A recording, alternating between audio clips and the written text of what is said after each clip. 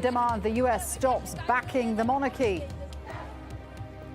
And one of the world's most active volcanoes puts on a spectacular display in Hawaii.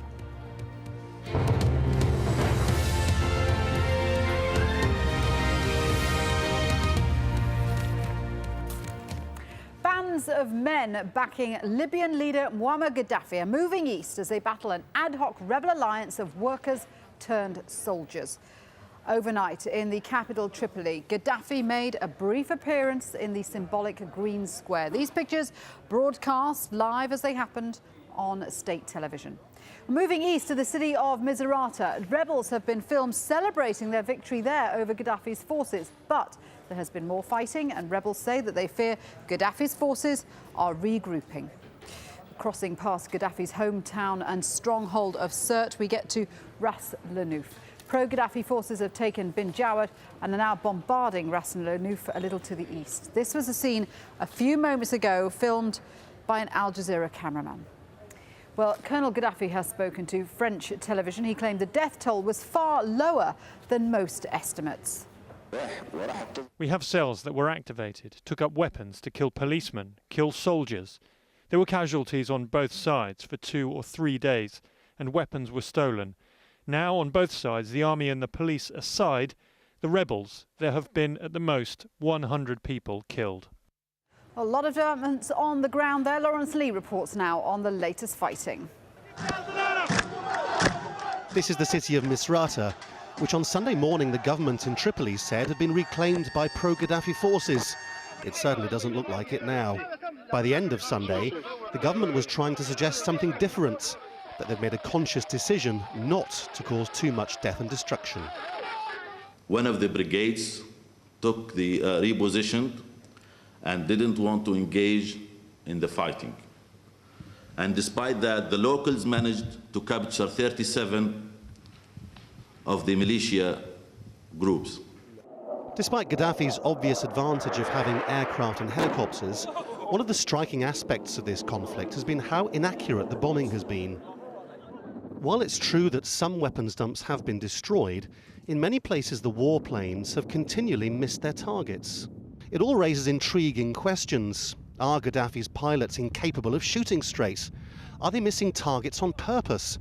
And if so, is it because they don't want to hit them, or is it because they're under orders to frighten rather than kill?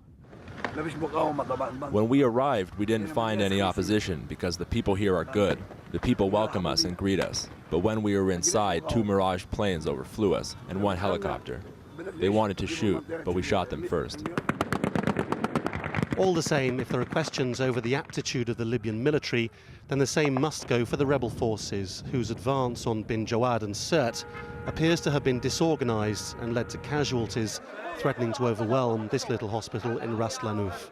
Some of these pictures suggest a desire to fight is all well and good until the reality of armed battle hits home. So with the prospect of the country tearing itself to pieces, it's hardly surprising that voices close to the regime are once again urging dialogue. The hope in this intervention on Libyan TV must have been that it sounded better than if it had come from Gaddafi. Dear brothers and sisters, this is a chance in history. We are threatened and need to act today, to work on preparing for national dialogue and to calm the violence, so Libyans all over the country can feel safe and secure and at peace, so we can go back to school and work. Gaddafi supporters in Tripoli might buy that argument. The east of the country might think it a trick.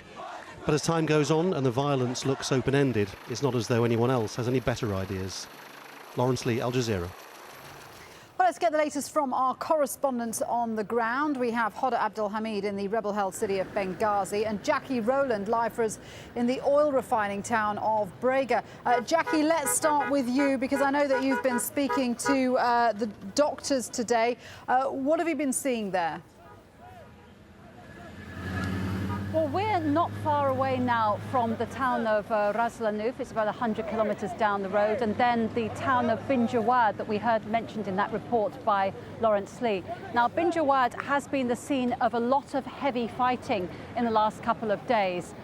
really violent clashes between the pro and anti-Gaddafi forces. And in fact, over the night, Sunday to Monday, those pro-Gaddafi forces were actually able to come right up to the town of Ras Lanuf, which had been in rebel hands for a few days. And the latest that we've heard really have been these very violent confrontations between pro and anti-Gaddafi forces in the town of Ras Lanuf. We know on Sunday, according to doctors in the hospital nearby, that 8 people were killed and more than 40 injured in those clashes. Anyway, let's get a bit more detail now on the latest fighting by talking to someone who's been taking part in it. His name is Osama. He doesn't want to give us his family name in order to protect some of his relatives in other parts of Libya. Osama, you've been taking part in the fighting in Bin Jawad. Can you tell me about what you found when you went there? Yeah, it started the other day, yesterday, 8 a.m. We sent some troops to screen the Bin Jawad first. Then they got shot by snipers. They were using the civilian houses as a shelter.